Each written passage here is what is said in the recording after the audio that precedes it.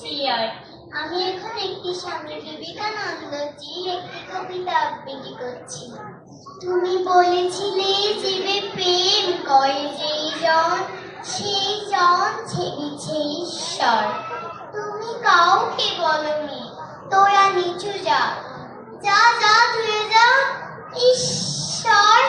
তুমি বলেছিলে অজ্ঞ মুচি মেথর, তোমার রক্ত তোমার ভাই, তাই আজি এই বিপদে সবাই তোমার প্রেমের স্পর্শ পাই। তুমি বলেছিলে আলো নিয়ে এসো, সকলের কাছে আলো নিয়ে চলো, আলোর দিশায়। বলো আজও কেন তোমার দু চোখ দেখি ছলো ছলো।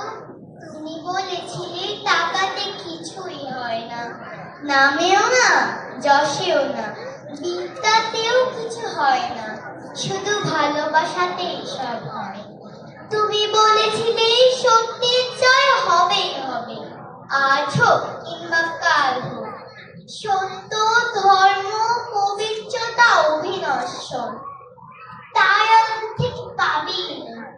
তুমি বলেছিলে তোমরা সবাই করেছ, মাতৃদেব ভব পিতৃদেব ভব। আমি বলেছিলাম ধৈর্য দেব ভব মূর্খ দেব ভব। এটি কি দেবতা মিলে ধন্য হব। নমস্কার।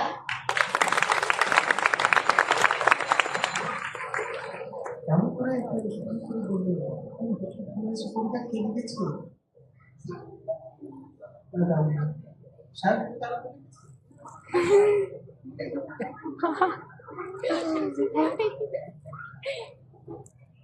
Mama,